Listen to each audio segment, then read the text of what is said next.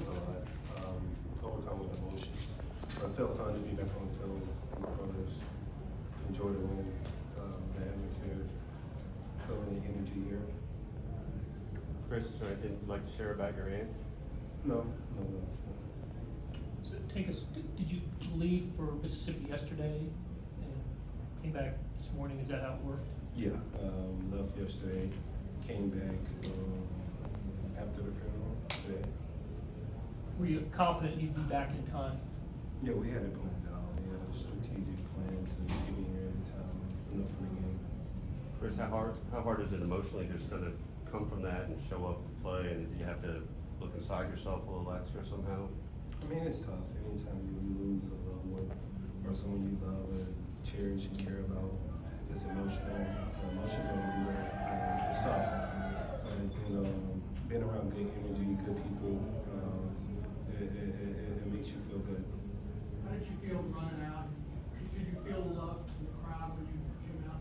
I always feel the love in Arrowhead. It's always a lot of energy, a lot of love, and excitement. Chris, how about the job you guys did today against this Ravens team that has scored a bunch of points this year? What was it like out there, especially in the trenches? It was a step forward for us.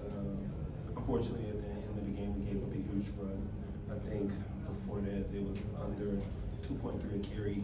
That kind of surpassed that. So that's a lot we got to learn how to close games, whether it's the ones, twos, or the guys that we don't get those high volume of reps. We got to close games. But I think we took a step forward as a team, offense-wise, defense-wise, and special teams. So, for me, it's a step towards progression. I saw a couple of times it looked like when Lamar was trying to maybe make a check, you kind of get up a little closer, listening, talking. What's that like when you're?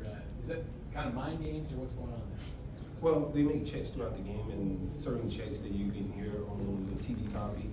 And if we're familiar with the checks, we can kind of know when they're running.